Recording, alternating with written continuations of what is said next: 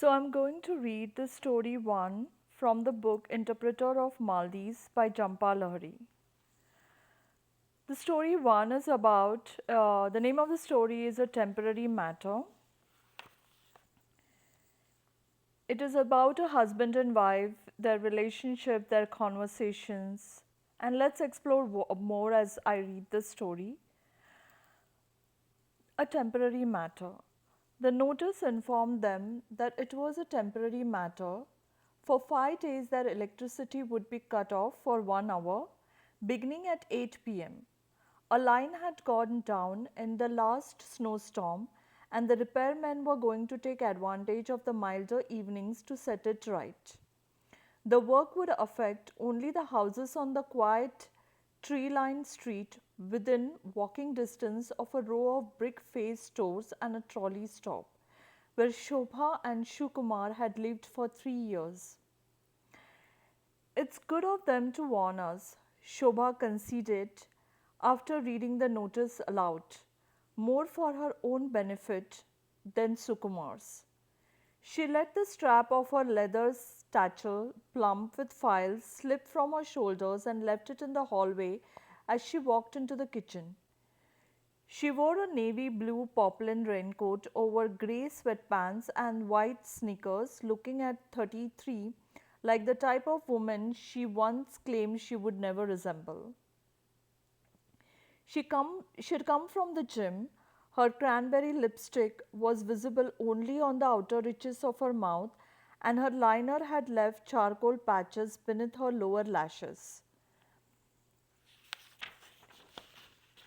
She used to look this way sometimes, Sukumar thought, on mornings after a party or a night at a bar when she had been too lazy to wash her face, too eager to collapse into his arms. She dropped a shelf of mail on the table without a glance. Her eyes were still fixed on the notice in her other hand. But they should do this sort of thing during the day. When I'm here, you mean, Sukumar said. He put a glass lid on a pot of lamp, adjusting it so only the slightest bit of steam could escape. Since January, he had been working at home, trying to complete the final chapters of his dissertation on agrarian revolts in India. When do the repairs start? It says March 19. Is today the 19th? Shobha walked over to the framed corkboard that hung on the wall by the fridge, bare except for a calendar of William Morris wallpaper patterns. She looked at it as if for the first time, studying the wallpaper pattern carefully on the top half before allowing her eyes to fall to the numbered grid on the bottom.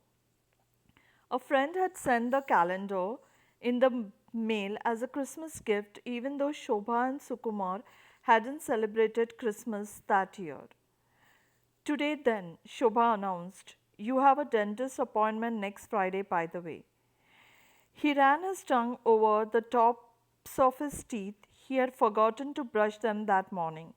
It wasn't the first time. He hadn't left the house at all that day or the day before. The more Shobha stayed out, the more she began putting in extra hours at work and taking on additional projects. The more he wanted to stay in, not even leaving to get the mail or to buy fruit or wine at the stores by the trolley stop. 6 months ago in September, Shukumar was at an academic conference in Baltimore when Shobha went into labor, 3 weeks before her due date. He hadn't wanted to go to the conference, but she had insisted it was important to make contacts, and he would be entering the job market next year. She told him that she had his number at the hotel and a copy of his schedule and flight numbers, and she had arranged with her friend Gillian for a ride to the hospital in the event of an emergency. When the cab pulled away that morning for the airport, Shobha stood waving goodbye in her robe with one arm resting on the mount of her belly as if it were a perfectly natural part of her body.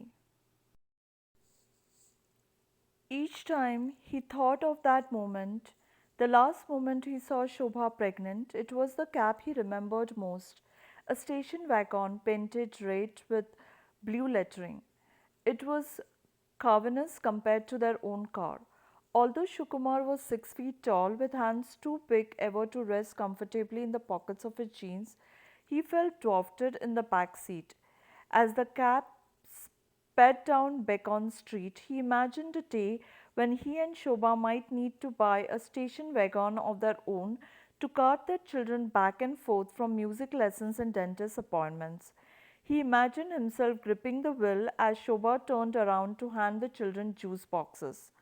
Once these images of parenthood had troubled Shukumar, adding to his anxiety that he was still a student at 35. But that early autumn morning, the trees still heavy with bronze leaves, he welcomed the image for the first time.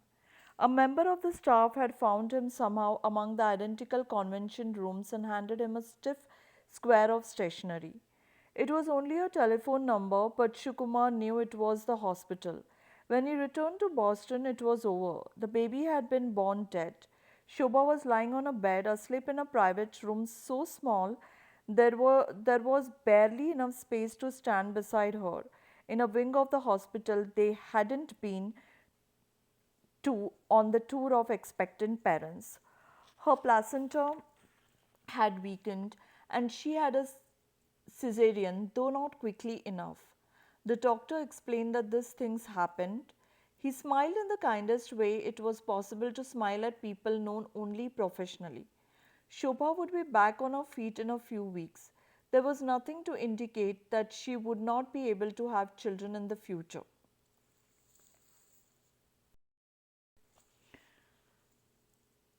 These days, Shobha was always gone by the time Shukumar woke up. He would open his eyes and see the long black hairs she shed on her pillow and think of her dress sipping her third cup of coffee already in her office downtown, where she searched for typographical errors in textbooks and marked them in a code she had once explained to him with an assortment of colored pencils. She would do the same for his dissertation, she promised when it was ready. He envied her the specificity of her task, so unlike the elusive nature of his. He was a mediocre student who had a facility of absorbing details without curiosity. Until September, he had been diligent, if not dedicated, summarizing chapters, outlining arguments on pads of yellow lined paper. But now he would lie in their bed until he grew bored, gazing at his side of the closet, which Shobha always left partly open, at the row of tweed jackets and corduroy trousers he would not have to choose from to teach his classes that semester. After that baby died, it was too late to withdraw from his teaching duties, but his advisor had arranged things so that he had the spring semester to himself. Shukumar was in his 6th year of graduate school. That and the summer should give you a good push, his advisor had said. You should be able to wrap things up by next September. But nothing was pushing Shukumar. Instead, he thought of how he and Shobha had become experts at avoiding each other in their 3 bedroom house, spending as much as time on a separate floors as possible. He thought of how he no longer looked forward to weekends, when she sat for hours on the sofa with her colored pencils and her files, so that he feared that putting on a record in his own house might be rude. He thought of how long it had been since she looked into his eyes and smiled or whispered his name on those rare occasions they still reached for each other's bodies before sleeping. In the beginning, he had believed that it would pass, that he and Shobha would get through it all somehow. She was only 33. She was strong on her feet again, but it wasn't a consolation. It was often nearly lunchtime when Shukumar would finally put himself out of bed and head downstairs to the coffee pot, pouring out the extra bit Shobha left for him, alone with an empty mug on the countertop. Shukumar gathered onion skins in his hands and let them drop into the garbage pail on top of the ribbons of fat he had trimmed from the lamb. He ran the water in the sink, soaking the knife and cutting board, and rubbed a lemon half along his fingertips to get rid of the garlic smell, a trick he had learned from Shobha. It was 7:30.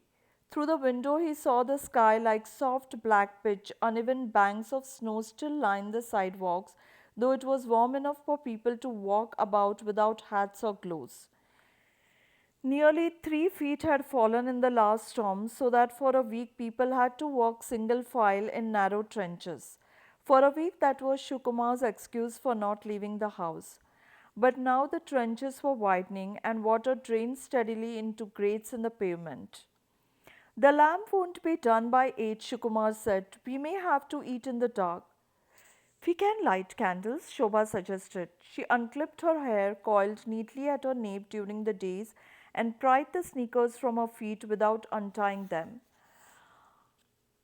I'm going to shower before the lights go, she said, heading for the staircase. I'll be down. Shukumar moved her satchel and her sneakers to the side of the fridge. She wasn't this way before. She used to put her coat on a hanger, her sneakers in the closet, and she paid bills as soon as they came. But now she treated the house as if it were a hotel. The fact that the yellow chintz armchair in the living room clashed with the blue and maroon Turkish carpet no longer bothered her. On the enclosed porch at the back of the house, a crisp white bag still sat on the wicker chaise filled with lace she had once planned to turn into curtains. While Shobha showered, Shukumar went into the downstairs bathroom and found a new toothbrush in its box beneath the sink.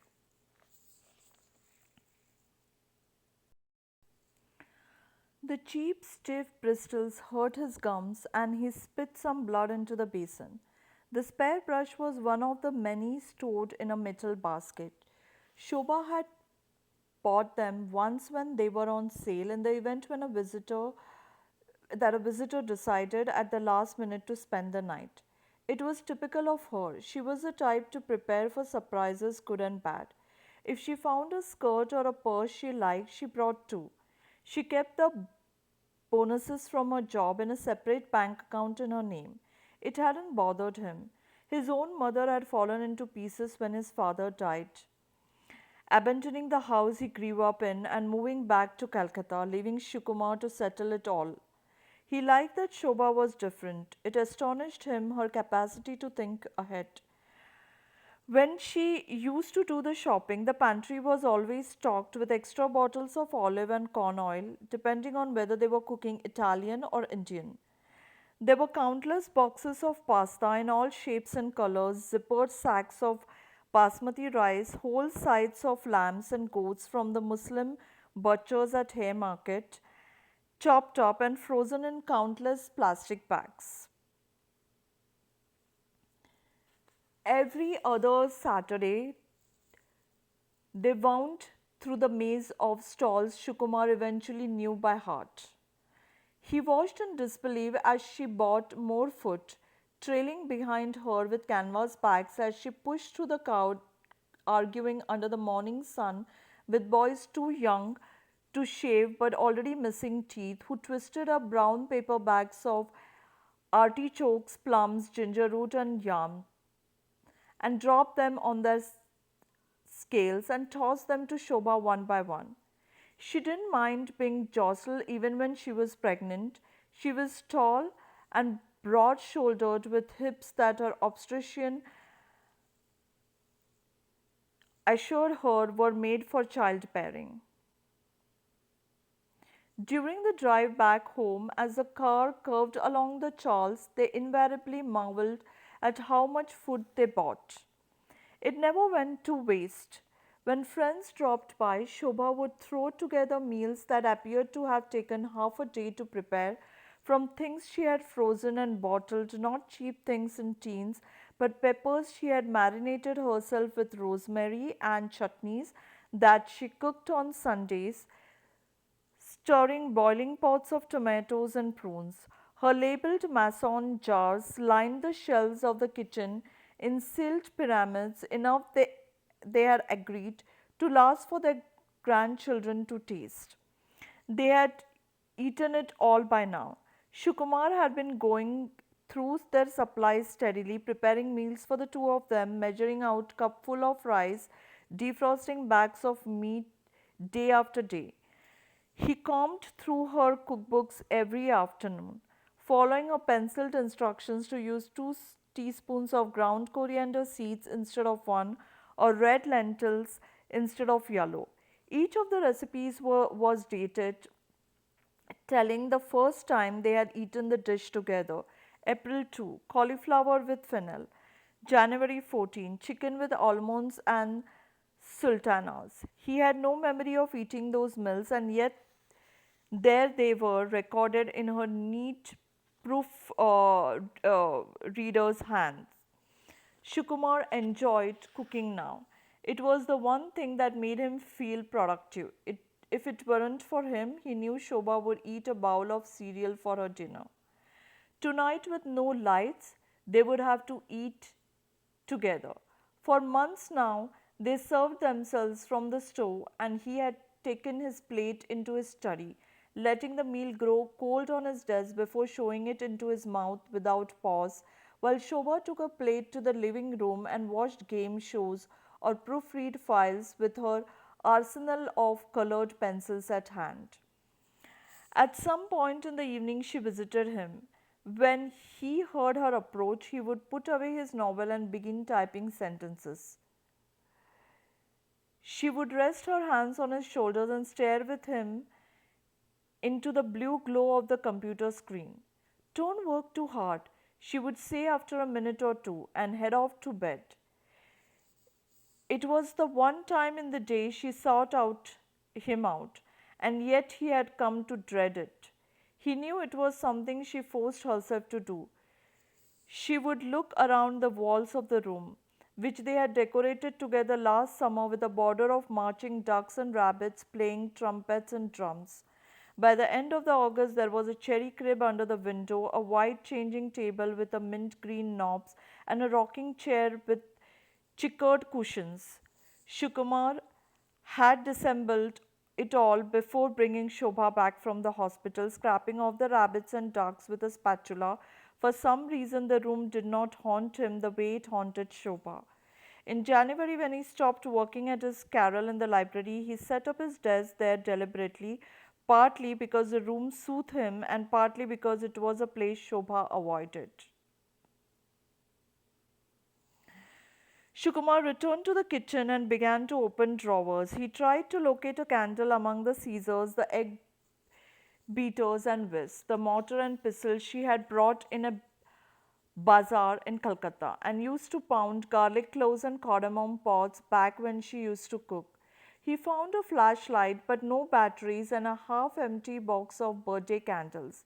Shobha had thrown him a surprise birthday party last May. 120 people had crammed into the house, all the friends and the friends of the friends they now systematically avoided. Bottles of Vinho wood had nested in a bed of ice in the bathtub.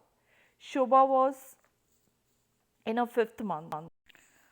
Shobha was in her fifth month, drinking ginger ale from a martini glass. She had made a vanilla cream cake with custard and spun sugar. All night she kept Shukumar's long fingers linked with hers as they walked among the guests at the party. Since September, the only guest had been Shobha's mother. She came from Arizona and stayed with them for 2 months after Shobha returned from the hospital. She cooked dinner every night, drove herself to the supermarket, washed their clothes, put them away. She was a religious woman. She set up a small shrine, a framed picture of a lavender faced goddess, and a plate of marigold petals on the bedside table in the guest room and prayed twice a day for healthy grandchildren in the future. She was polite to Shukumar without being friendly. She folded his sweaters with an expertise she had learned from a job in a department store. She replaced a missing button on his winter coat and knit him a beige and brown scarf, presenting it to him without the least bit of ceremony, as if he had only dropped it and hadn't noticed. She never talked to him about Shobha. Once, when he mentioned the baby's death, she looked up from her knitting and said, "But you weren't even there." It struck him as odd that there was no real candles in the house. that Shobha hadn't prepared for such an ordinary emergency. He looked now for something to put the birthday candles in and settled on the soil of a potted ivy that normally sat on the windowsill over the sink. Even though the plant was inches from the tap, the soil was so dry that he had to water it first before the candles would stand straight. He pushed aside the things on the kitchen table, the piles of mail, the unread library books. He remembered their first meals there when they were so thrilled to be married, to be living together in the same house at last that they would just reach for each other foolishly, more eager to make love than to cat. He put down two embroidered placemats, a wedding gift from an uncle in Lucknow, and set out the plates and wine glasses they usually saved for guests. He put the ivy in the middle, the white aged star shaped leaves griddled by 10 little candles. He switched on the digital clock radio and tuned it to a jazz station. What's all this? Shobha said when she came downstairs. Her hair was wrapped in a thick white towel. She undid the towel and wrapped it over a chair, allowing her hair, damp and dark, to fall across her back. As she walked absently towards the store, she took out a few tangles with her fingers. She wore a clean pair of sweatpants, a t shirt, an old flannel robe. Her stomach was flat again, her waist narrow before the flare of her hips, the belt of the robe tied in a floppy knot. It was nearly 8. Shukumar put the rice on the table and the lentils from the night before in the microwave oven, punching the numbers on the timer. You made Rogan Josh, Shobha observed, looking through the glass lid at the bright pupiriki stew. Shukumar took out a piece of lamb, pinching it quickly between his fingers so as not to scald himself. He prodded a larger piece with a serving spoon to make sure the meat slipped easily from the bone. It's ready, he announced. The microwave had just beeped when the lights went out and the music disappeared. Perfect timing, Shobha said. All I could find were birthday candles. He lit up the ivy, keeping the rest of the candles and a book of matches by his plate. It doesn't matter, she said, running a finger along the stem of her wine glass. It looks lovely. In the dimness, he knew how she sat, a bit forward in her chair, ankles crossed against the lowest rung, left elbow on the table. During his search for the candle, Shukumar had found a bottle of wine in a crate he had thought was empty. He clamped the bottle between his knees while he turned in the corkscrew. He worried about spilling, and so he picked up the glasses and held them close to his lap while he filled them. They served themselves, stirring the rice with their forks, squinting as they extracted bay leaves and cloves from the stew. Every few minutes, Shukumar lit a few more birthday candles and drove them into the soil of the pot. It's like India, Shobha said, watching him tend his makeshift candelabra. Sometimes the current disappears for hours at a stretch. I once had to attend an entire rice ceremony in the dark. The baby just cried and cried. It must have been so hot. Their baby had never cried, Shukumar considered. Their baby would never have a rice ceremony, even though Shobha had already made the guest list and decided on which of her three brothers she was going to ask to feed the baby its first taste of solid food at 6 months. If it was a boy, 7 if it was a girl. Are you hot? He asked her. He pushed the blazing ivy pot to the other end of the table, closer to the piles of books and mail, making it even more difficult for them to see each other. He was suddenly irritated that he couldn't go upstairs and sit in front of the computer. No, it's delicious, she said, tapping her plate with her fork. It really is. He refilled the wine in her glass. She thanked him. They weren't like this before. Now he had to struggle to say something that interested her. something that made her look up from her plate or from a proofreading files. Eventually, he gave up trying to amuse her. He learned not to mind the silences. I remember during power failures at my grandmother's house, we all had to say something, Shobha continued.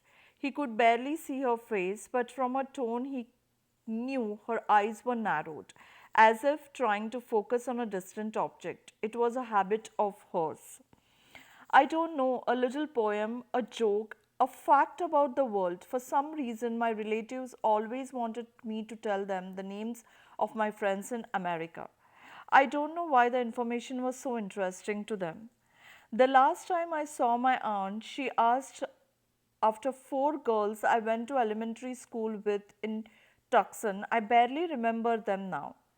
Shukumar hadn't spent as much time in India as Shobha had. His parents, who settled in New Hampshire, used to go back without him. The first time he had gone as an infant, he nearly died of amoebic dysentery.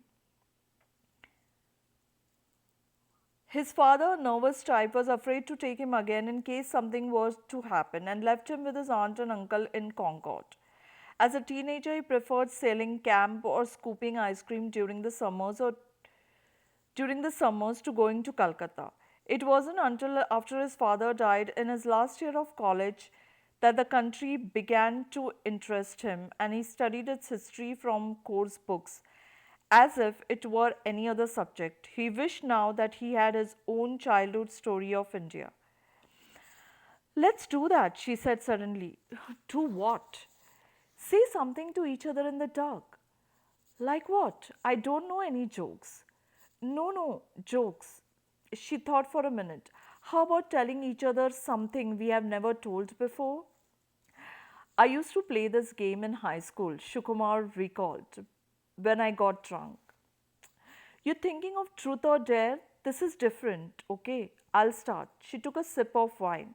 The first time I was alone in your apartment, I looked in your address book to see if you had returned me in. I think we had known each other 2 weeks. Where was I?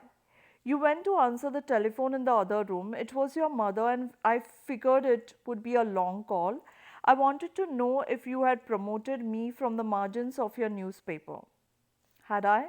No, but I didn't give up on you. Now it's your turn. He couldn't think of anything, but Shobha was waiting for him to speak. She hadn't appeared so determined in months. What was there left to say to her? He thought back to their first meeting 4 years earlier at a lecture hall in Cambridge, where a group of Bengali poets were giving a recital. They had ended up side by side on folding wooden chairs. Shukumar was soon bored. He was unable to decipher the literary diction and couldn't join the rest of the audience as they signed and nodded solemnly after certain phrases. Peering at the newspaper folded in his lap, he studied the temperatures of cities around the world.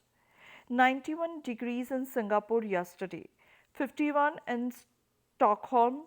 When he turned his head to the left, he saw a woman next to him making a grocery list on the back of a folder and was startled to find that she was beautiful. Okay, he said, remembering.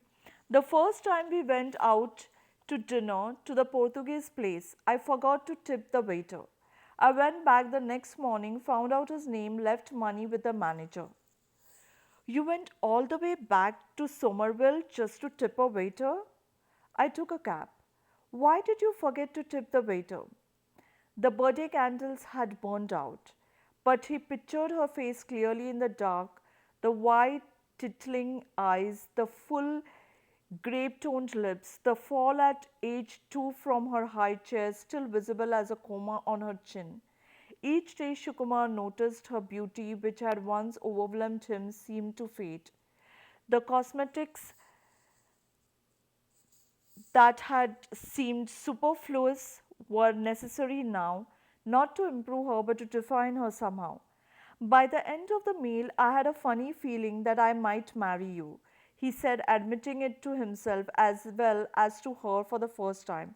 It must have distracted me. The next night, Shobha came home earlier than usual. There was lamp left over from the evening before, and Shukumar heated it up so that they were able to eat by 7. He had gone out that day through the melting snow and brought a packet of taper candles from the corner store and batteries to fit the flashlight. He had the candles ready on the countertop, standing in brass holders shaped like lotuses, but they ate under the glow of the copper shaded ceiling lamp that hung over the table. When they had finished eating, Shukumar was surprised to see that Shobha was stacking her plate on top of his and then carrying them over to the sink. He had assumed she would retreat to the living room behind he had assumed she would retreat to the living room behind her barricade of files. Don't worry about the dishes, he said, taking them from her hands. It seems silly not to, she replied, pouring a drop of detergent onto a sponge. It's nearly 8 o'clock. His heart quickened. All day Shukumar had looked forward to the lights going out.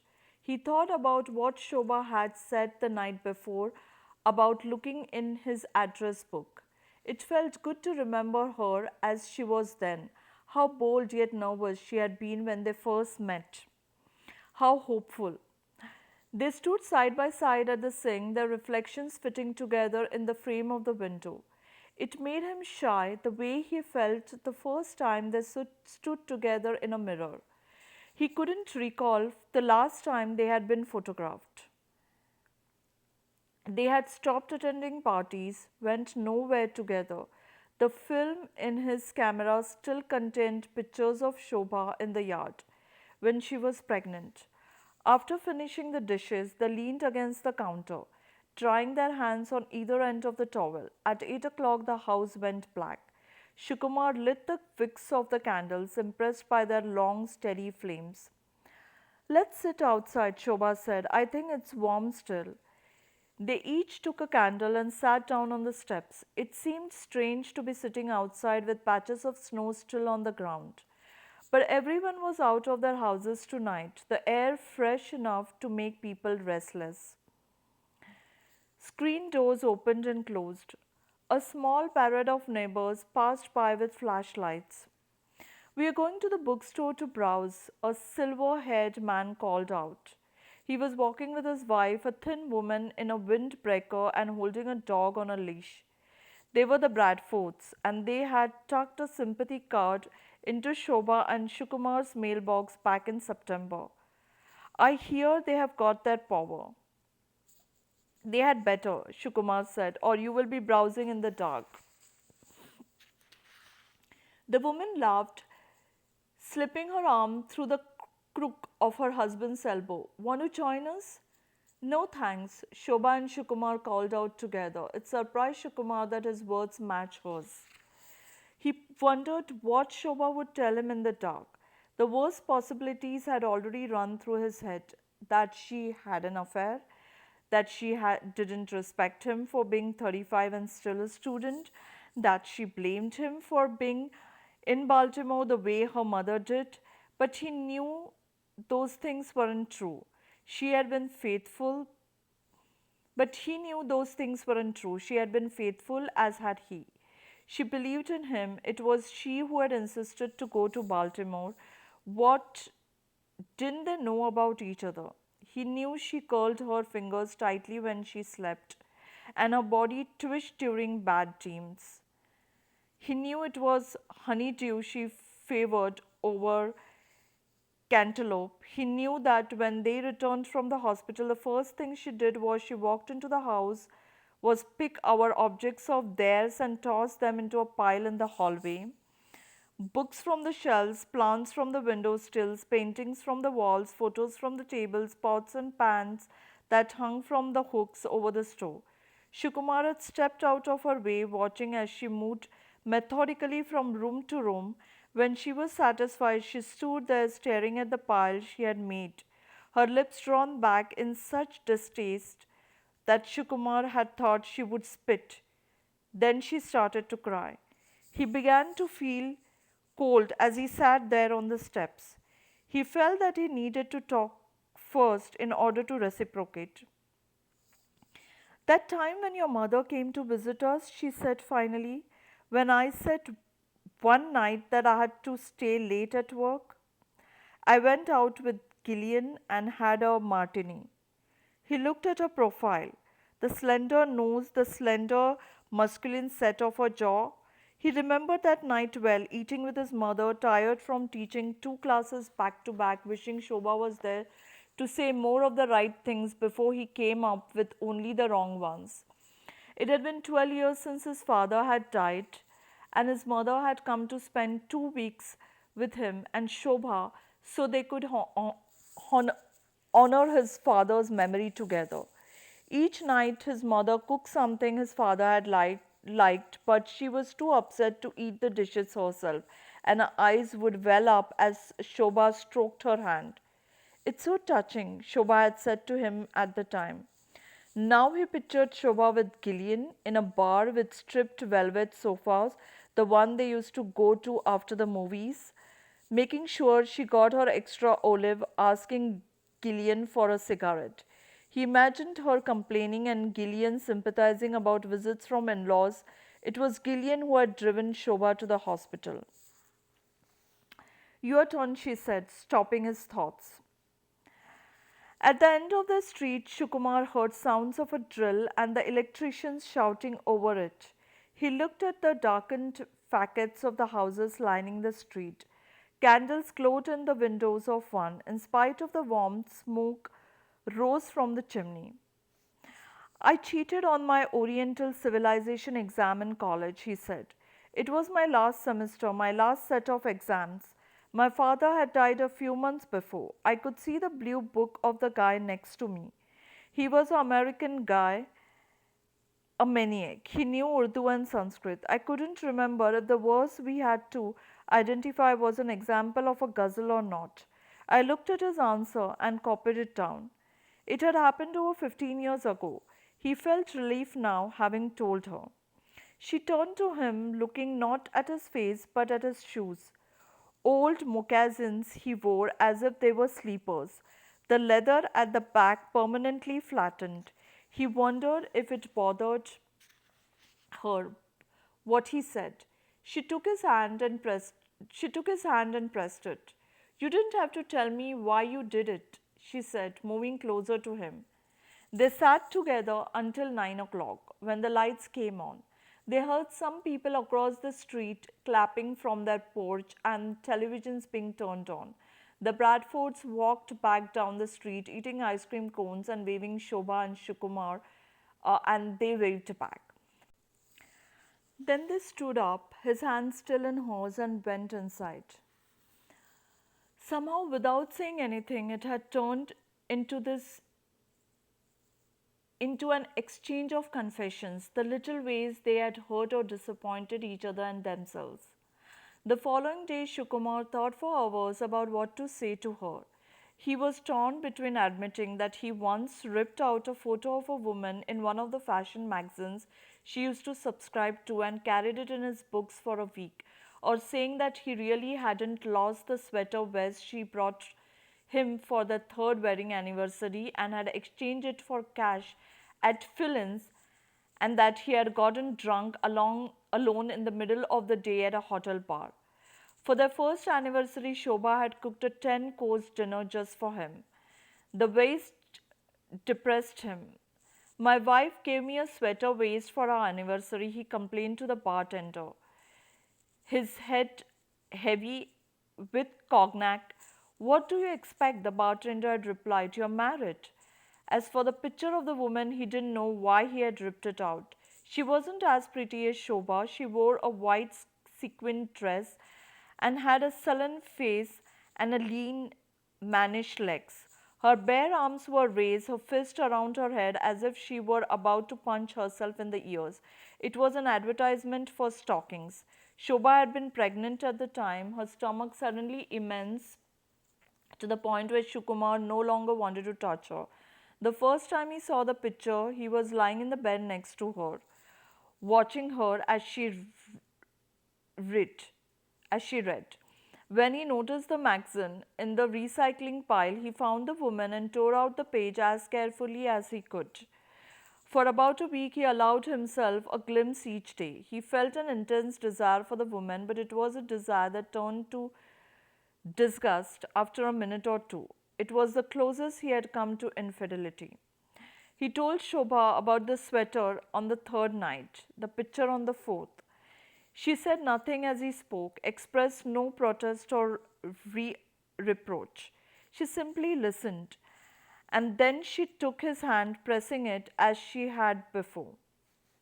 On the third night, she told him that once after a lecture they had attended, she let him speak to the chairman of his department without telling him that on his chin. he had a dab of paint on his chin.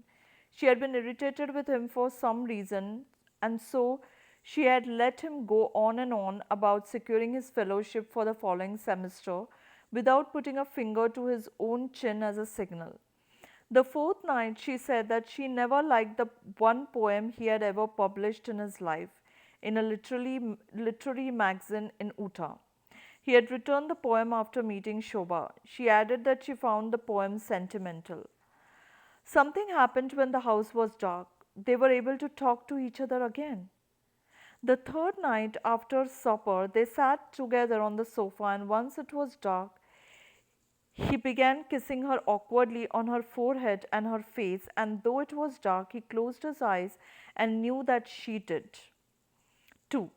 The fourth night, they walked carefully upstairs to bed, feeling together for the final step with their feet before the landing and making love with a desperation they had forgotten. She wept without sound and whispered his name and traced his eyebrows with her fingers in the dark. As he made love to her, he wondered what he would say to her the next night and what she would say, the thought of it exciting him. Hold me, he said, hold me in your arms. By the time the light came back on downstairs, they had fallen asleep. The morning of the fifth night, Shukumar found another notice from the electric company in the mailbox. The line had been repaired ahead of schedule, it said. He was disappointed. He had planned on making shrimp malai for Shobha, but when he arrived at the store, he didn't feel like cooking anymore. It wasn't the same, he thought, knowing that the lights wouldn't go out. In the store, the shrimp looked grey and thin. The coconut milk tin was dusty and overpriced. Still, he bought them, along with a beeswax candle and 2 bottles of wine. She came home at 7:30. I suppose this is the end of our game, he said when he saw her reading the notice. She looked at him. You can still light candles if you want. She hadn't been to the gym tonight. She wore a suit beneath the raincoat. Her makeup had been retouched recently. When she went upstairs to change, Shukumar poured himself some wine and put on a record, a Thelonious Monk album he knew she liked. When she came downstairs, they ate together. She didn't thank him or compliment him. They simply ate in a darkened room in the glow of a beeswax candle. They had survived a difficult time. They finished off the shrimp. They finished off the first bottle of wine and moved on to the second. They sat together until the candle had really burnt away. She shifted in her chair, and Shukumar thought that she was about to say something. But instead, she blew out the candle, stood up, turned on the light switch, and sat down again. Shouldn't we keep the lights off? Shukumar asked. She set her plate aside and clasped her hand on the table. I want you to see my face when I tell you this, she said gently. His heart began to pound.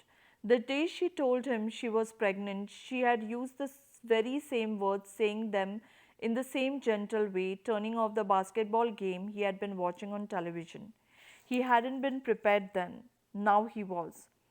Only he didn't want to hear, only he didn't want her to be pregnant again.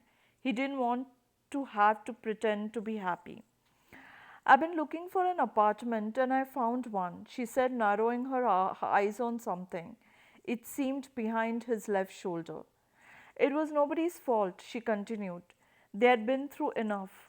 She needed some time alone. She had money saved up for a security deposit. The apartment was on Beacon Hill, so she could walk to work. She had signed the lease that night before coming home. She wouldn't look at him, but he stared at her. It was obvious that she had rehearsed the lines. All this time, she had been looking for an apartment, testing the water pressure, asking a realtor if heat and hot water were included in the rent. It sickened Shukumar knowing that she had spent this past evening preparing for a life without him. He was relieved and yet he was sickened.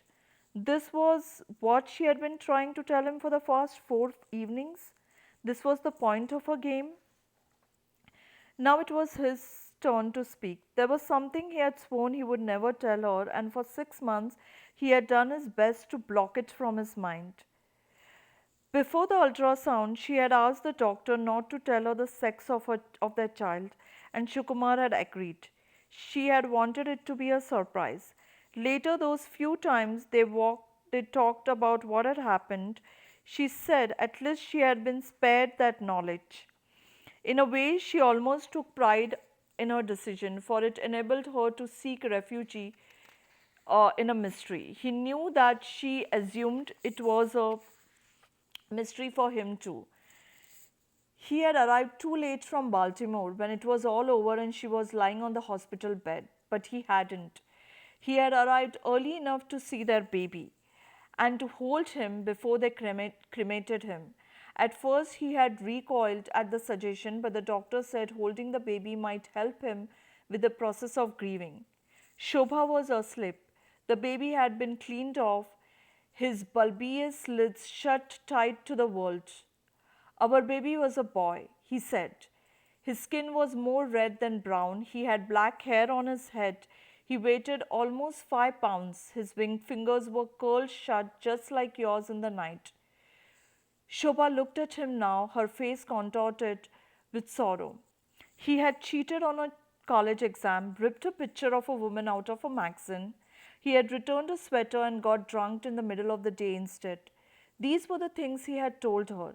He had held his son, who had known life only within her, against his chest in a darkened room in an unknown wing of the hospital. He had helped him until a nurse knocked and took him away, and he promised himself that day that he would never tell Shobha because he still loved her then, and it was the one thing in her life that she had wanted to be a surprise. Shukumar stood up and stacked his plate on top of hers. He carried the plates to the sink, but instead of running the tap, he looked out the window. Outside, the evening was still warm, and the Braffords were walking arm in arm. As he watched the couple, the room went dark, and he spun around. Shobha had turned the lights off. She came back to the table and sat down, and after a moment, Shukumar joined her. They wept together for the things they now knew. I hope everybody liked this story and we can discuss it during our book club meeting. But and I would put my thoughts, pour my thoughts more in during that discussion. But for now, this was a story about the lights going out, and during that time, the husband wife coming together,